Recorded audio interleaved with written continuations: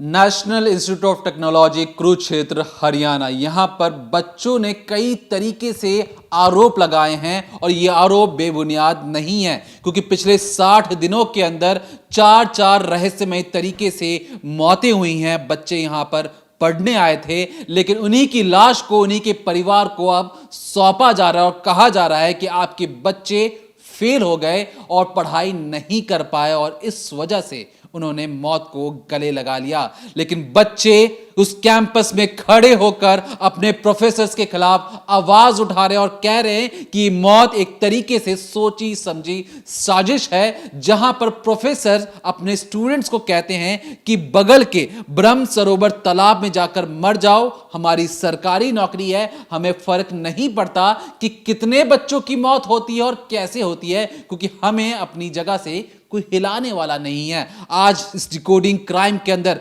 NIT Kurukshetra को decode करेंगे और बताएंगे कि जो बच्चे जो अपने दोस्तों की मौत पर एक तरीके से सवाल खड़े कर रहे, जानना चाहते हैं कि उनकी जो मौत हुई है वो किस वजह से हुई है, और जो कॉलेज प्रशासन है इस पर ढीला ढाला रवैया, जहां पर बच्चों को पढ़कर उन्हें नाम कमाना था, परिवार को नाम कमाकर बड़ा बनना था, उसी परिवार को लाशें सौंपी जा रही हैं बच्चों की, जहां पर एनआईटी कुरुक्षेत्र पर कई सारे आरोप लग रहे हैं। पिछले 60 दिनों के अंदर, महज 2 महीने के अंदर चार इंजीनियरिंग स्टूडेंट्स की मौत हो जाती है। और कॉलेज प्रशासन ने जिस तरीके से जो काम किया, आपको बताएंगे तो आपको खुद शर्म आएगी। बने रहेगा इस डिकोडिंग क्राइम के साथ, क्योंकि आज हम एनआईटी कुरुक्षेत्र की पोल खोलेंगे और ये जो पोल खोलने का जो वीडियो है, शायद एनआईटी कुरुक्षेत्र को चुप जरूर सकता है, लेकिन आपको सुनना पड़ेगा।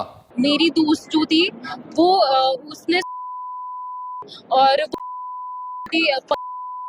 और हमने मतलब मेरी एक फ्रेंड थी, उस टाइम पे मैं नहीं थी उधर, तो उन्होंने जाके वार्डन को बोल दिया था कि किसी ने, तो वो कहते हैं कि मतलब उन्होंने गेट नहीं खोला है, बेसिकली उन्होंने गेट नहीं खोला है। गुड़िया, कितनी देर बाद आपने ये वार्डन को सूचित कर दिया था? आधे घंटे बाद, 20 मिनट बाद, 15-20 मिनट बाद, 15 मिनट बाद सूचित कर दिया था। हाँ, उन्होंने गेट नहीं खोला है। प्लस उन्होंने जब अपने किसी भी डॉक्टर वगैरह को हेल्थ सेंटर से बुलाया है, तो उन लोगों ने क्या कहा है कि शी इज डेड। उसने जस्ट ऊपर से देख के, जस्ट विंडो में से देख के, और उसमें से भी उसकी पीठ दिख रही थी, उसका आगे का हिस्सा नहीं दिख रहा था। जब इन्होंने 3 घंटे बाद जब वो गेट खोला है, तो उसकी बैक दिख रही है, उसका सामने का पार्ट नहीं दिख रहा है, तो वो कैसे कह सकते हैं कि शी इज डेड। इन पे जो है फीमेल स्टाफ बहुत कम थी। मैं और मेरी एक दोस्त, हमने मिलकर करवाने में हेल्प कराई है। हमने मिलकर बॉडी को उतार के स्ट्रेचर पे लिटाया है खुद। तो सुना आपने, कैमरे पर जो बच्चे या जो लड़की आकर बोल रही है और बार बार बोल रही है कि 3 घंटे का लेट कर दिया गया, उसकी जान बच सकती थी, सिर्फ झरोखे से झांक कर देखा गया, वो लड़की बच सकती थी। दरअसल ये दीक्षा की दोस्त है, उसी दीक्षा की दोस्त है जिसकी कल ही मौत हुई है उस कैंपस रूम के अंदर। अब क्या हुआ एनआईटी में और किस तरह से सारी चीज़ें हुई, उसको समझने के लिए आपको सबसे पहले दीक्षा की एक छोटी सी कहानी सुननी होगी। दरअसल जो दीक्षा है वो artificial and data science stream की पढ़ाई कर रही है इसी कॉलेज से। सेकेंड ईयर की छात्रा है, बिहार की रहने वाली है, बिहार के बक्सर से। वो बड़ी उम्मीदें लेकर, बड़े सपने लेकर इस कॉलेज में आई थी। अब होता क्या है कि दरअसल जो दीक्षा है वो सुबह 11 बजे के आसपास लैब जाती है। लैब में कुछ काम होता है, वहाँ पर अपनी सहेलियों के साथ एक्सपेरिमेंट्स वगैरह करती है, काम करते है। फिर 1 बजे वापस लैब से बाहर निकलती है। इसके बाद उसके फ्रेंड्स उसे बोलते हैं कि चलो कैंटीन चलते हैं खाने के लिए।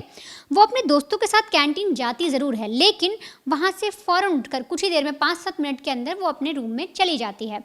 अब इसके बाद होता ये है कि जो दीक्षा है वो अपने कमरे में जब आ जाती है, तो उसकी जो दोस्त वहाँ पर मौजूद थी वो उसे ढूंढती है, लेकिन वो वेट करती है कि ठीक है अभी थोड़ी देर में आ जाएगी। इसके बाद उसकी सहेली कुछ देर बाद उसे कॉल करती है, दीक्षा फ़ोन नहीं उठाती, दोबारा करती है, दीक्षा फिर फ़ोन नहीं उठाती। तो उसकी फ्रेंड को लगता है कि शायद वो रूम में जाकर सो गई होगी। अब इसके बाद वो वहाँ पर लंच करती है, लंच करने के बाद थोड़ी देर कैंपस में हॉस्टल में घूमती है, फिर अपने रूम में जाती है। अब रूम में जाने के बाद जब वो अपना रूम खोल रही होती है, तो उसे लगता है कि शायद दीक्षा के रूम में कुछ प्रॉब्लम है। अब वो दीक्षा का रूम नॉक करती है, लेकिन दीक्षा का रूम अंदर से बंद होता है, वो ओपन नहीं होता। वो बार बार आवाज़ लगाती है, दीक्षा दरवाज़ा खोलो। वो बाहर खड़ी होकर फ़ोन मिलाती है, लेकिन कोई भी रिस्पॉन्स नहीं आता। अब इसके बाद उसे लगता है कि शायद कुछ गड़बड़ हो सकती है, तो वो झरोखा जो साइड में बना होता है उस पर किस तरह से झांक कर देखने की अंदर कोशिश करती है और देखते ही उसकी हालत ख़राब हो जाती है। वो देखती है कि जो उसकी सहेली है वो एक तरह से किसी चीज़ पे लटकी हुई है, उसे हल्का हल्का नज़र आता है कि कोई रस्सी है, पंखा है, सारी चीज़ें नज़र आती है और उसका दिमाग बहुत ज़्यादा ख़राब होता है। फ़ौरन वो वहाँ पर मौजूद जो लोग थे, जो वार्डन थी, उनको बुलाते हैं, उनको कहा जाता है, प्रशासन को बताया जाता है। और इसके बाद सुनिए क्या होता है, ये बच्चों की ज़ुबानी भी आप सुनेंगे, लेकिन जो बच्चों ने हमें बताया, जो हमारे ग्राउंड रिपोर्टर को बताया कि दरअसल 3 घंटे तक वेट किया जाता है। जो मैनेजमेंट जो उनका मेडिकल स्टाफ है उसे बुलाया जाता है, उसे कहा जाता है कि देखिए, और दरवाज़ा नहीं खोला जाता, यानी दरवाजे को तोड़ा ही नहीं जाता।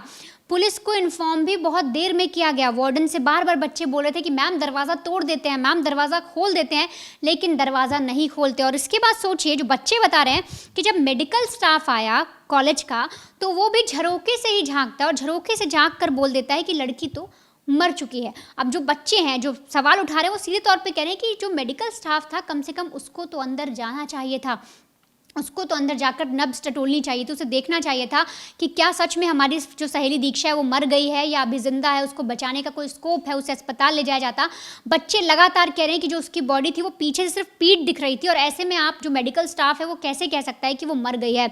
और इसके बाद वेट किया जाता है, लंबा इंतज़ार होता है और बच्चों का साफ कहना है कि आप सोचिए, अगर किसी इंसान को आपने इस अवस्था में देखा, आप उसे फ़ौरन अस्पताल ले जाएंगे, फ़ौरन पुलिस को इन्फॉर्म करेंगे और जो भी चीज़ें करनी है वो जल्दी जल्दी ही करेंगे। और यहाँ पर तो खुद का मेडिकल स्टाफ था, वो चाहते तो ट्रीटमेंट दे सकते थे, लेकिन ऐसा कुछ भी नहीं किया गया। और इसके बाद इंतज़ार किया गया, उसके बाद दरवाज़ा खोला जाता है और बच्चे तो इतना गुस्सा कर रहे हैं कि सोचिए, इतना बड़ा कॉलेज है, इतना बड़ा इनका मेडिकल स्टाफ होना चाहिए। जो लड़कियां हैं, जो सहेलियां, वो कह रहे हैं कि हमने खुद दीक्षा की लाश को, जो उनकी उसकी डेड बॉडी थी, उसको स्ट्रेचर पर रखा, इनके पास वो लोग ही मौजूद नहीं थे जो उसकी बॉडी को उतार कर स्ट्रेचर पर रख पाते, तो ये सारे काम हमने किए हैं। और ये बच्चे बहुत ज़्यादा आक्रोशित हैं, ये बार बार बस ये कह रहे हैं कि इन्हें इंसाफ मिलना चाहिए। ऐसा क्यों कहा जा रहा है और बच्चों की मांग क्या है? क्योंकि साफ तौर पर जब पुलिस की टीम पहुंचती है तो उन्हें एक लेटर भी मिलता है, जिस लेटर में लिखा था दीक्षा ने कि मम्मी पापा मैं कुछ कर नहीं पाई, मैं आपके सपने पूरे नहीं कर पाई, मैंने आपके पैसे वेस्ट किए। तो ये जो लेटर है इसको पढ़ के पता लग रहा है कि दीक्षा ने एक कदम खुद उठाया, लेकिन मेंटली वो कहीं ना कहीं इन चीज़ों से परेशान थी। अब जो स्टूडेंट्स हैं वो साफ तौर पे कह रहे हैं कि कोई प्रोफेसर था जिसने दीक्षा को ये बात कह दी कि जाकर ब्रह्म सरोवर में जाकर मर जाओ। दरअसल करीब करीब वहाँ से कुछ दूरी पर एक तालाब पड़ता है, सरोवर है, जिसमें जाकर ये बात कही गई कि वहाँ जाकर मर जाओ। तो बच्चे कह रहे हैं कि शायद उस जो प्रोफेसर है उन पर कार्रवाई होनी चाहिए। इसके अलावा बच्चों की बहुत सारी मांग है। उनका कहना है कि हमें मैनेजमेंट से हमें गुस्सा है, हमें कोई ऐसा शंका नहीं है, कोई ऐसी कॉन्स्पिरेसी नहीं है कि हम डाउट कर रहे हैं कि इन लोगों ने कुछ ऐसा किया, इन्होंने दीक्षा को मारा, ये मर्डर है, हम नहीं कह रहे। लेकिन हम एक मांग उठा रहे हैं, हम चाहते हैं कि पिछले 2 महीने में जो 4 बच्चों की मौतें हुई, जो लाश उनके परिवारों को सौंपी गई या आने वाले वक्त में, उससे पहले जो भी हुआ उसको लेकर जो कमेटी बनाई गई थी उसने जाँच क्या की वो हमें पता रहनी चाहिए। बच्चों की सुनवाई क्यों नहीं होती है? और इसके अलावा इनका साफ कहना इन बच्चों का कि 3 घंटे तक वेट क्यों कराया गया, आखिर क्यों टाइम पर उस जो दीक्षा थी उसको निकाल कर अस्पताल नहीं ले जाया गया, मेडिकल टीम ने ट्रीटमेंट नहीं की। इसके अलावा वो लोग बार बार आरोप लगा रहे हैं कि जो प्रोफेसर्स हैं वो साफ तौर पे कहते हैं अगर कुछ भी हो जाए या कोई भी चीज़, हम कोई भी छोटे मोटे मुद्दे पे अगर प्रोटेस्ट करते हैं, कुछ भी करते हैं, तो सीधे बोलते हैं कि तुम्हारी मार्कशीट रोक देंगे, तुम्हारे नंबर्स कम कर देंगे, तुम्हारा नंबर काट लिया जाएगा। और ये सारी चीज़ें लगातार बच्चों को तनाव दे रही थी। इसके अलावा स्टूडेंट्स का कहना है कि प्रोफेसर से जब बोलो या कुछ कहना चाहो तो वो सीधे तौर पर कहते हैं कि भाई हमारी तो सरकारी नौकरी है, तुम लोग अपना देख लो। और ये सारी चीज़ें सुन के जब बच्चे शिकायत लेकर जाते हैं, कुछ कहने जाते हैं, जो कमेटी बनाई गई थी उसका आप हाल देखिए कि जब कोई शिकायत लेकर गया बच्चा तो सीधे तौर पे उसको बोल देते कि बेटा मेरी तो सरकारी नौकरी है, तुम अपना देख लो, तुम्हारा कैसे चलेगा, मेरा तो मौज में चल रहा है। इसके अलावा बच्चों की एक और मांग है, वो साफ तौर पे कह रहे हैं कि जब हमें सबसे ज़्यादा दुख तब पहुँचा कि जब हमने डेड बॉडी देखी, वार्डन ने जैसा भी चीज़ की हो, उसकी लाश मिली, हम रोए बिल खेले, लेकिन जब हमने अपने प्रोफेसर से बातचीत करनी चाहिए, जब हमने मैनेजमेंट के सामने अपनी आवाज़ उठाई तो उन्होंने हमें डांट दिया और साफ तौर पे कह दिया कि अगर मरना ही है तुम लोग को तो एनआईटी आते क्यों हो, एनआईटी के बाहर जाकर मरो। अब सोचो, एक स्टेटमेंट, बच्चे बोल रहे हैं मैडम ऐसा क्यों हो गया, सर ऐसा क्यों हो गया, क्यों बच्चे मर रहे हैं, क्या दिक्कत है, बच्चे अपना गुस्सा निकाल रहे हैं। मतलब सोचिए, जो लोगों की सांत्वना है या जो लोगों की इंसानियत है वो इस कदर मर गई कि सामने खड़े वाले जो प्रोफेसर हैं, जो बच्चों के सामने खड़े हैं, सीधे बोलते हैं कि भाई मरना है तो एनआईटी क्यों आ रहे हो, जाकर बाहर जाकर मर जाओ, एनआईटी में बिल्कुल भी मत मरो, यहाँ का नाम बदनाम मत करो। तो सोचो, ये बोलने पर भी शर्म नहीं आई। अब इस पूरे कॉलेज में बच्चों ने और क्या बताया, क्या क्या चीज़ें हुई, आप आगे वो भी सुनिए और समझिए किस तरीके से जो छुट्टियां दे दी गई बच्चों को, क्यों उसमें जो बच्चे हैं वो सब डर रहे हैं, उन्हें लग रहा है कि शायद कुछ छुपाने की कोशिश हो रही है। कमेटी की जो जांच है वो कहाँ तक पहुंची और क्या सच में ये बहुत बड़ा फेलियर है इस कॉलेज के लिए, इस तरह से लाशें मिलना, इस तरह से बच्चों की मौत होना, क्या ये इसकी साख पर बहुत सारे सवाल खड़े करता है। प्रोफेसर्स के एक मेंटर बनाए गए थे और एक मेंटर उनमें से ये बोलता है कि है तो कॉलेज के बाहर करो, कॉलेज के अंदर क्यों कर रहे हो, और जा चुके हैं 1.5 महीने के अंदर कोई भी एक्शन नहीं लिया गया है। और प्रोफेसर कहता है हमारा घर क्या, हमारी सरकारी नौकरी, हम पढ़ाए चाहे ना लिखाए, कुछ भी लग रहा है हमारी। गुप्ता जी से ये बात बोली है कि बाहर क्या उस लड़की को भी यही बात बोली थी? उस लड़की की कुछ वाइवा में कुछ बहसबाजी हुई थी एक प्रोफेसर से, उनके कोई IT का ही प्रोफेसर था, उसके बाद ये सारा मामला हुआ है। क्या चाह रहे हैं और लड़की 3 घंटे तक कुछ नहीं लिया। हम हमारी कई 10-15 डिमांडें जो हमने लिखी है वो सारी पूरी हो और उस प्रोफेसर पे एक्शन हो। देखिए, इंजीनियरिंग कॉलेज में बहुत सारी जो छुट्टियां होती हैं, किस तरीके से काम होता है आप समझिए। 4 साल की इंजीनियरिंग होती है, उसमें हर एक साल को 2-2 सेमेस्टर में बांटा जाता है, लगभग 8 सेमेस्टर होते हैं। अब यहाँ पर जो हाल फिलहाल के अंदर जो 2 महीने के अंदर जो मौत हुई है, अगर आप उसमें ध्यान देंगे तो फर्स्ट ईयर का स्टूडेंट, सेकेंड ईयर का स्टूडेंट और थर्ड ईयर का स्टूडेंट जो एक तरीके से उन्होंने मौत को गले लगा लिया, और फोर्थ ईयर के जो स्टूडेंट होते हैं वो इन सारी चीज़ों से एक तरीके से परिपक्व हो जाते हैं, उन्हें समझ में आ जाता है कि अब लाइफ को टैकल कैसे करना है। लेकिन फर्स्ट ईयर, सेकेंड ईयर और जो थर्ड ईयर, ये बडिंग इंजीनियर्स हैं, और इंजीनियर्स की अगर इस तरीके से मौत होती है और बच्चे अगर प्रशासन पर सवाल उठाते हैं, तो एक तरीके से NIT कुरुक्षेत्र में जितनी भी फैकल्टीज, प्रोफेसर्स वहां पढ़ाने आते हैं, क्या वो सही में अच्छे तरीके से पढ़ा लिखा भी रहे हैं? क्योंकि अगर इस तरीके की अगर जवाब आते हैं प्रोफेसर के साइड से, और सोचिए जब हम इस वीडियो को रिकॉर्ड कर रहे हैं, कॉलेज की जो छुट्टियां पड़ती हैं, लगभग मैं आपको समझाऊं ये काम कैसे करता है। 6 महीने का एक सेमेस्टर होता है, 4 महीने बच्चे पढ़ाई करते हैं, 5वें महीने वो एग्जाम होता है और वाइवाज होते हैं, और 1 महीने की छुट्टी दे दी जाती है। कुछ इस तरीके से 6 जो सेमेस्टर होते हैं, एक 6 महीने का जो सेमेस्टर होता है, कुछ इस तरीके से जो पढ़ाई की जो एक टाइम टेबल बनाया जाता है। लेकिन यहां पर हुआ क्या कि बच्चों की अभी छुट्टी होने वाली थी, 4 दिन का समय अभी भी था। 4 दिन मतलब आप समझिए लगभग 100 घंटे का समय था। लेकिन 100 घंटे पहले NIT कुरुक्षेत्र को लगा कि अगर हम बच्चों को छुट्टी दे देंगे तो ये बच्चे जो हंगामा कर रहे हैं ये बिल्कुल शांत हो जाएंगे, और हमारी जो धाक पिट रही है सोशल मीडिया से लेकर न्यूज चैनलों के माध्यम से, वहां पर कोई खबर नहीं आएगी, और ये खबर भी दूसरी खबरों की तरह, दूसरे मौतों की तरह दब जाएगी, और किसी को ये कान पता नहीं चलेगा कि NIT कुरुक्षेत्र के 300 एकड़ के कैंपस के अंदर असल में क्या चल रहा है।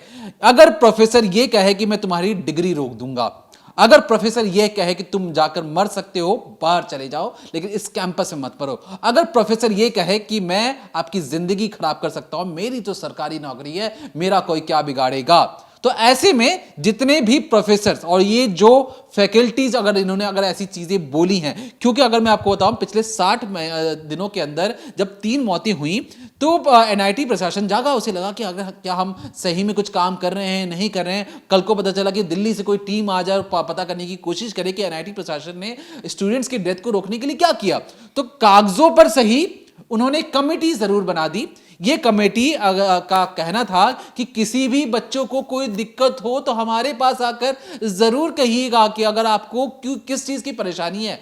परेशानी बच्चे 3-4 जो लोग कोट पैंट पहन के बैठे हैं, शर्ट पैंट लगा के बैठे हैं, दफ्तर में टिफिन खा रहे हैं, उनके पास बच्चे जाकर बोले कि सर मुझे ये तकलीफ है। तो ऐसा नहीं होता है। जो प्रोफेसर्स हैं वो पुराना रवैया छोड़ दीजिए पढ़ाने का कि हम एक तरीके से बोर्ड में जो लिखेंगे बच्चे वो पढ़े ना पढ़े, हमें क्या करना, हमारा तो काम हो गया। बच्चे जो हैं वो अब बहुत कुछ सीख रहे हैं, समझ रहे हैं। जिस तरीके से ये जो बच्ची थी उसने ये लिखा कि पापा मम्मी मैंने आपका पैसा बर्बाद कर दिया। NIT देश की सबसे अच्छी यूनिवर्सिटीज में से एक है, मैं एक तरीके से फेल हो गई। फेल हो जाना और पैसे बर्बाद हो जाना ये जलील करता है प्रोफेसर के द्वारा बोले गए शब्दों से। फेल हो जाना का मतलब ये नहीं होता कि आप जिंदगी में फेल हो गए।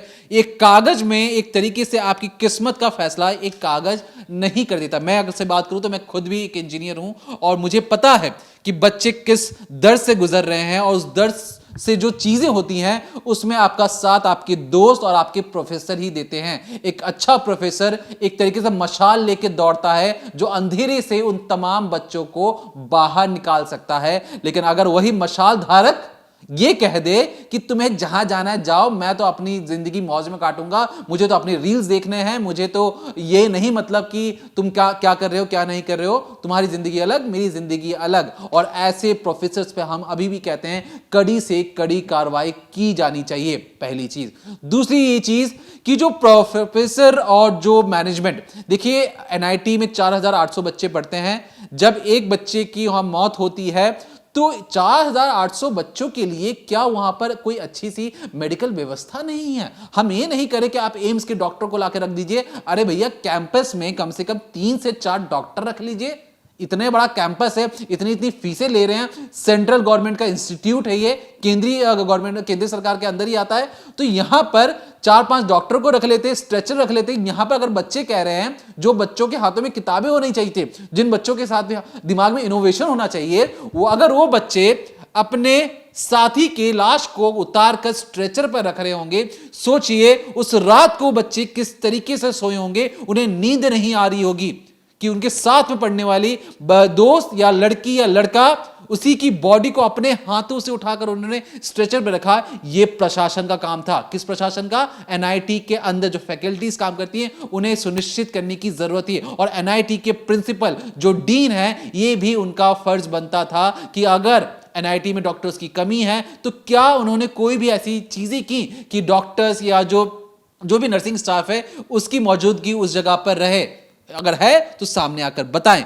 तीसरी जो सबसे बड़ी चीज, 3 घंटे तक एक बच्ची उस हॉस्टल में रहती है, उसकी लाश पड़ी रहती है, कॉलेज प्रशासन गायब हो जाता है। ऐसा कौन सा कॉलेज है? कितना दूर है? 300 एकड़ को आपको कवर करने में 3 घंटे लग रहे हैं। दिल्ली से आप देहरादून पहुंच जाते हैं आजकल इतने समय में, आपको अपने ही कैंपस में जाने में 3-3 घंटे लग जा रहे हैं, और वो भी बच्चे उतारते हैं लाशों को। और वहां पर आप कहते हो कि नहीं, बच्चों की छुट्टी कर देते हैं, क्योंकि ये सारी बातें अगर बाहर आ गई तो एनआईटी कुरुक्षेत्र का नाम डूब जाएगा। एनआईटी कुरुक्षेत्र नाम रहेगा, लेकिन ये नाम बच्चों से आता है। अगर बच्चे ही अगर एक एक कर इस जो एनआईटी को लेकर मौत को गले लगाएंगे तो माफ कीजिएगा, एनआईटी अब क्या शायद अपनी साख पर सवाल खड़े कर रही है। ये इसलिए हम कह रहे थे कि पहले भी हमने वीडियो बनाने से पहले कहा कि चुप जरूर सकता है एनआईटी प्रशासन को। और पिछले कुछ सालों के अंदर मैं आपको बताऊं, ये जो एनआईटी कुरुक्षेत्र है ये इंडिया की टॉप कॉलेजेस में क्यों है? ये पिछले कुछ सालों के अंदर 2021 से लेकर 2025 की बात कर लें, under 50 top best engineering colleges में से एक थी। अभी की बात करें करंट सिनेरियो की, ये टॉप 100 में आ गई है। 85 रैंक है। ये एक समय पर 44th रैंक था एनआईटी कुरुक्षेत्र का। और दूसरी चीज, यहां पर जब हमने पता करने की कोशिश की कि यहां से निकले बच्चों की जो कितने पैकेजेस लगते हैं, तो एवरेज 10 लाख के आसपास बच्चों की पास सालाना पैकेजेस लगते हैं। और पिछले साल ही 65 लाख रुपए एक बच्चे को मिले भी हैं, एक तरीके से सैलरी मिली भी है। लेकिन सोचिए, इतने इतने पैकेजेस मिल रहे हैं शुरुआती पहली नौकरी में। अगर सोचिए आपको 10 लाख रुपए मिल जाएं और सालाना तौर पे, तो कोई छोटी मोटी रकम नहीं है। लेकिन अगर वहां से बच्चे पढ़कर निकल रहे हैं और जब पीछे जब वो मुड़ के देखेंगे कि उनके कॉलेज किस तरीके से काम कर, और ये जहां से जो इंजीनियर्स निकलते हैं अमेरिका, जर्मनी, फ्रांस, इंग्लैंड सब जाते हैं, और इसलिए वो अपने दुख व्यतीत नहीं कर पाते होंगे। उन्हें लगता होगा कि हमारे कॉलेज के अंदर क्या हो रहा है। प्रशासन, उन्हें भी सच्चाई पता है, मैं भी इंजीनियर रहा हूं, मुझे भी अपने कॉलेज की सच्चाई पता है, लेकिन दुख होता है। लेकिन ये सारी चीजें सुधर सकती हैं अगर डीन प्रिंसिपल चाहें। और यहां पर सबसे बड़ी बात कि जो 300 एकड़ में जो कैंपस फैला है, ये जो कैंपस है आपको जिंदगी जीने का एक तरीका सिखाता है। आप वहाँ पर पढ़ाई ज़रूर करते हैं, दोस्त ज़रूर बनाते हैं, लेकिन मैं समझता हूँ कि स्कूल से आने के बाद कॉलेज लाइफ थोड़ी सी अलग हो जाती है। ख़ास तौर पर इंजीनियरिंग में कई सारी मोटी मोटी किताबें रहती हैं, आपको बहुत सारी चीज़ें समझनी पड़ती हैं, क्योंकि अब तक आपने स्कूल में थ्योरी पढ़ी थी, आप इंजीनियरिंग कॉलेज में आकर आपको सारी चीज़ें प्रैक्टिकली वो सारी चीज़ें करनी पड़ती हैं, तो दिक्कत आती है। लेकिन आपको हौसला बनाए रखना है, कोई चीज आपको एक बार नहीं समझ में आ सकती, 4 बार नहीं समझ में आ सकती। आप इंसान हैं, 10 बार कोशिश करेंगे ना, वो चीज झक मार के आपको समझ बहुत आसानी से आ जाएगी। और यहां पर बच्चों को भी नहीं हार माननी है। बच्चे इस तरीके से हार मान जाएंगे तो सोचिए, आपके माँ बाप जो इतने 20-22 सालों से आपको पाल पोस के बड़ा किया है, अगर वो बचपन में अगर आप रो रहे होते और ये लगता कि मेरा बच्चा रो रहा है, मैं इस बच्चे को छोड़ दूं, तो सोचिए आपकी हालत क्या होती। लेकिन आपको पाल पोस के बड़ा किया ना, तभी आप उस जगह पर पहुंचे हैं जहां पर आप बैठकर इंजीनियरिंग पढ़ाई कर रहे हैं। वहां पर पहुंचने के लिए कितने सारे जो बच्चे होते हैं वो जूझते हैं। आप उस सीट पर भाग्यशाली की बैठकर वहां पर उस कॉलेज में ज्ञान ले रहे हैं, तो इतनी जल्दी हार मत मानिए। लेकिन इस डिकोडिंग क्राइम को खत्म करने से पहले हम कोशिश करेंगे आपको जो ग्राउंड रिपोर्ट है, जो बच्चे बहुत सारी बातें बताना चाहते हैं, हमें लगा कि उस बातों को बिल्कुल अनकट तरीके से आपको सुनाना और बताना चाहिए, ताकि आपको भी पता लगे कि एनआईटी कुरुक्षेत्र के अंदर असल में चल क्या रहा है। कि H8 में एक हफ्ते के अंदर 200 थी। उसके बाद हम सबको मेंटर असाइन किए गए थे, लेकिन उसके बाद भी आज हुई है, तो ये मेंटर असाइन करने का कोई फायदा नहीं हुआ है। स्टूडेंट और फैकल्टी के बीच में कुछ गैप है, मैनेजमेंट में अभी भी गैप है। क्यों है वो गैप? ओके, फर्स्ट इशू ये है। सेकंड इशू इज कि जब गेट खोल, हमने बोला गेट खोला गया था, ओके, गेट खोल के इन पे जो है फीमेल स्टाफ बहुत कम थी। मैं और मेरी एक दोस्त, हमने मिलके बॉडी को उतरवाने में हेल्प कराई है। हमने मिलके बॉडी को उतार के स्ट्रेचर पे लिटाया है खुद। क्यों है ये चीज? क्या उन पर इतना फीमेल स्टाफ नहीं होना चाहिए था कि हम स्टूडेंट्स अकाउंटेबल है उस बॉडी को उतारने के लिए? एक और थर्ड चीज, इन लोगों ने डॉक्टर को बुलाया, गेट नहीं खोला था, डॉक्टर को बुला के ऊपर से सिर्फ खिड़की से दिखाया है कि देखो ये लड़की है, और डॉक्टर खिड़की से देख के उसको बोलता है कि अब तो ये है, अब इसमें लाइफ नहीं बची है। जबकि उसकी पीठ थी, खिड़की से उसकी पीठ दिख रही थी। बिना चेहरा देखे कैसे बोल दिया उसने, डॉक्टर ने, कि ऐसा है? बिना चेहरा देखे डॉक्टर नहीं बोल सकता ना। ये हमारी प्रॉब्लम कि ये हुआ है। अब प्रॉब्लम ये है कि अगर मेंटल सुसाइड होने के बाद भी सुसाइड हो रहा है तो मेंटल सुसाइड करने का फायदा क्या है? पहली चीज। दूसरी चीज, बॉडी के साथ बहुत मिसमैनेजमेंट हुआ है। स्टाफ करेक्ट अवेलेबल नहीं था, इतने टाइम के बाद बॉडी उतरी, ठीक है, 3 घंटे बाद, 3 घंटे तक बॉडी रूम के स्टूडेंट्स को जाके बॉडी उतारनी पड़ रही है। ये कोई मैनेजमेंट नहीं होता, ठीक है। अगर तुम्हारे तुम्हें बॉडी उतारनी पड़ रही है तो फिर क्या फायदा है इस मैनेजमेंट का? दूसरी चीज, लड़की ने किया है, ठीक है, एक इतनी ब्राइट लड़की सुसाइड कर रही है, कोई रीजन होगा? 9+CG वाली लड़की है वो, प्लस वो स्पोर्ट्स में इतनी एक्टिव है, जिम जाती है, ग्राउंड के चक्कर लगाती है, 4 चक्कर बिना रुके। कुछ तो होगा उस लड़की में करने की। कहाँ दिक्कत है यहाँ पे? मैनेजमेंट में ना। प्रोटेस्ट कर रहे हैं सारे, आप क्या मांग कर रहे हो? हम ये मांग कर रहे हैं कि पहली बार ये जो मिसमैनेजमेंट हो रहा है, जो स्टूडेंट और फैकल्टी के बीच में गैप हो रहा है, जिस वजह से रहे हैं, उसको प्रॉपरली एड्रेस किया जाना चाहिए। सिर्फ प्रोफेसर्स को ऐसा मेंटर असाइन करने से कुछ नहीं हो जाता है। सुनिए, मैं बताता हूँ मेंटर्स क्या होगा। एक मेंटर बोल रहा है, कुछ मेंटर ऐसे बोल रहे हैं कि ब्रह्म सरोवर जाके करो, कॉलेज के अंदर मत करो। ये स्टेटमेंट देने का क्या मतलब है? सुनिए, ओके, प्रोटेस्ट कर रहे हैं, आपको क्या बताएंगे? हम यहाँ पे प्रोटेस्ट कर रहे हैं। हम एनआईटी कुरुक्षेत्र से हैं। यहाँ पे वैसे होते ही रहते हैं, लास्ट 1 मंथ में कुछ ज्यादा ही हुए हैं। आज मेरे फ्लोर पे एक लड़की किया है, रीजन पता नहीं चला। हम बहुत देर तक ट्रॉमेटाइज रहे, डरे रहे, और अब बाद में यहाँ आके पता चला, I am not the first person जिसने कुछ से कुछ देखा हो, लेकिन उसके दोस्तों से ही पता चला है। उसकी दोस्त चली गई है ये कह के कि हमें प्रोफेसर से धमकी मिल रही है, हमारी डिग्री पे बात आ जाएगी, and so I don't know anything. पर जो मेरी नॉलेज में है वो ये है कि उस लड़की को 3 घंटे तक उतारा नहीं, गेट भी बहुत देर बाद तोड़ा गया, और वहाँ पे सब रिस्पॉन्सिबल अथॉरिटीज होने के बाद भी बच्चों प्रशासन से बातचीत हुई स्टूडेंट को? नहीं। हालांकि उस लड़की से भी मेरी ज्यादा बातचीत नहीं थी, मैंने उससे बस 1-2 बारी कभी बात की थी। आप सभी जो बच्चे हैं प्रोटेस्ट कर रहे हैं, क्या मांगे ले रहे हैं यहाँ पर? क्या CBI investigation again teacher student relationship में जो मेंटल हैरासमेंट स्टूडेंट का हो रहा है, वो क्यों हो रहा है? इनकी प्रोफेसर्स की एक लॉबी है जिससे वो स्टूडेंट को टॉर्चर करते हैं। मेरे को सुनने में आया है, जो कि मेरे को डायरेक्ट स्टेटमेंट नहीं पता, बट इन्हीं लोगों ने मुझे बताया है। आप वहाँ है वो आगे से लड़का, उसे बुलाइएगा एंड कंफर्म उससे कीजिएगा कि टीचर कहते हैं कि मरना ही है तो एनआईटी में क्यों मर रहे हो, एनआईटी के बाहर जाके मरो। कौन सा कह रहे हैं? वो लड़का कह रहा था। नाम कोर्स में कौन सा? मैं MBA में हूँ। मेरे टीचर्स अच्छे हैं, तो मुझे कोई इश्यू नहीं है, बट हम यहाँ अपनी स्टूडेंट फ्रेटर्निटी के साथ खड़े हैं। नितिशा। और क्या देखा आपने? स्नेहा, क्या देखा था आपने? मेरी दोस्त जो थी वो उसने की थी और वो हमने मतलब मेरी एक फ्रेंड थी उस टाइम पे, मैं नहीं थी उधर, तो उन्होंने जाके वार्डन को बोल दिया था कि किसी ने, वो कहते हैं कि मतलब उन्होंने गेट नहीं खोला है, बेसिकली उन्होंने गेट नहीं खोला है। गुड़िया, कितनी देर बाद आपने ये वार्डन को सूचित कर दिया था? कितनी देर बाद बोला था? आधे घंटे बाद, 20 मिनट बाद, 15-20 मिनट बाद किया। 15 मिनट बाद सूचित कर दिया था। हाँ, उन्होंने गेट नहीं खोला है। प्लस उन्होंने जब आपने किसी भी डॉक्टर वगैरह को हेल्थ सेंटर से बुलाया है, तो उन लोगों ने क्या कहा है कि जस्ट ऊपर से देख के, जस्ट विंडो में से देख के, और उसमें से भी उसकी पीठ दिख रही थी, उसका आगे का हिस्सा नहीं दिख रहा था। जब इन्होंने 3 घंटे बाद जब वो गेट खोला है तो उसकी बैक दिख रही है, उसका सामने का पार्ट नहीं दिख रहा है, तो वो कैसे मतलब आप आरोप लगा रही हैं कि उन्होंने बगैर चेक किए उसे घोषित कर दिया था? हम आरोप कुछ नहीं लगा रहे हैं, बस हम कॉलेज से इतना डिमांड कर रहे हैं कि जो इनकी हेल्थ केयर फैसिलिटीज है उनको ठीक करें, और जो इनकी मैनेजमेंट की जो मैनेजमेंट गैप है। गुड़िया, ये आज मैच में खाना खाने गई थी क्लास लगाने के बाद, तो हमें मैच में गई थी? हमें नहीं पता। इनके सीसीटीवी भी वर्किंग नहीं है, हम चेक से कहाँ से करें? तो आप प्रशासन ने क्या चाहते हैं? हम इन्वेस्टिगेशन चाहते हैं, और प्लस में हम लोग अंदर गए थे, हमने ही नोट चेक करे हैं कि उसने कुछ लिखा है या नहीं लिखा है। सीरियस मैं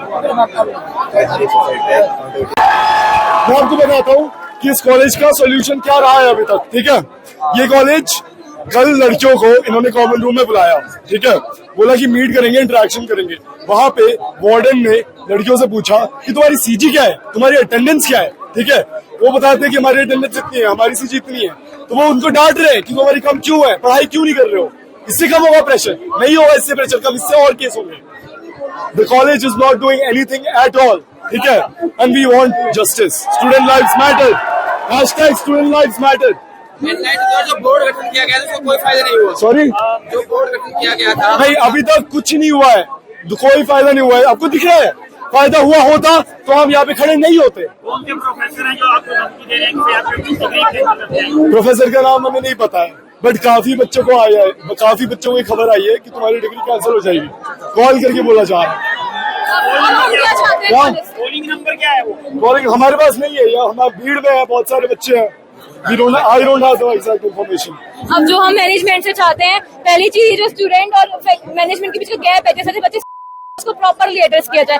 सेकंड, क्योंकि अब जैसे कि मैं आगे आई हूँ या फिर हमको जो बच्चे कुछ आगे आए हैं, पॉसिबिलिटी है हम पे एक्शन लिया जाए। ओके, तो जो अथॉरिटीज हैं वो हमें रिटन स्टेटमेंट दें कि इन बच्चों पे कोई भी एक्शन नहीं लिया जाएगा इस चीज के लिए, ये हम चाहते हैं। बिकॉज पॉसिबिलिटी है वो ले सकते हैं, बिकॉज हम फर्स्ट फिगर है जो आगे आए हैं। सर, इन लोगों का यही तरीका होता है, ये 5 या 10 लोगों को बुलाते हैं, हमारा फोन बाहर रखवाते हैं ताकि कोई रिकॉर्डिंग ना हो पाए, और उसके बाद सबको दबा दिया जाता है। हमको फोर्स करके मेल लिखवाते हैं कि नहीं ये हमारी गलती थी, हमने ये किया है। मेरे साथ हेल्थ इशू हुआ था, यहाँ पे डॉक्टर्स अवेलेबल नहीं है। जब तुम 12 हॉस्टल चला रहे हो, तुम्हारे पास मेडिकल फैसिलिटी 24/7 होनी चाहिए, बट यहाँ कुछ भी नहीं है। मेरी तबियत खराब हुई, हमको बाहर जाना पड़ा। बाहर के भी हॉस्पिटल्स इतने बेकार हैं यहाँ पे कि मेरे को अच्छे से ट्रीटमेंट नहीं मिला। जब मैंने डायरेक्टर को कंप्लेन की तो आफ्टर दैट मुझे डीन ऑफिस बुलाया गया, मेरा फोन बाहर रखवा के। आफ्टर दैट मुझे बात की गई और मुझसे बोला गया कि तुमको तो हमने बाहर भेजा था प्राइवेट हॉस्पिटल में, और उसके बाद मेरे से मेल प्रॉपर लिया गया कि मुझे यहाँ के किसी भी हॉस्पिटल से कोई दिक्कत नहीं है। हाँ, और ये हमारी ये भी प्रॉब्लम है कि यहाँ पे संडे को हॉस्पिटल बंद रहता है, रात में हॉस्पिटल बंद होता है, और जब इनके कंप्लेन लेके जाओ तो ये लोग बोलते हैं कि लड़कियों को तो रात में ही दिक्कत होती है, और इनकी कोई तबीयत खराब भी होती है या फालतू का बहाना बनाती है। हॉस्पिटल्स में डॉक्टर जाएंगे टाइम से, आएंगे आधा घंटा लेट। तो ये सारे अगर कंप्लेंट्स करते हैं तो ये बच्चों को डिप्रेस्ड और इमोशनली अनस्टेबल बताते हैं, और कंप्लेन करने के बाद भी डॉक्टर नहीं आ रहे हैं हॉस्पिटल में, यहाँ पे हमारे कैंपस में।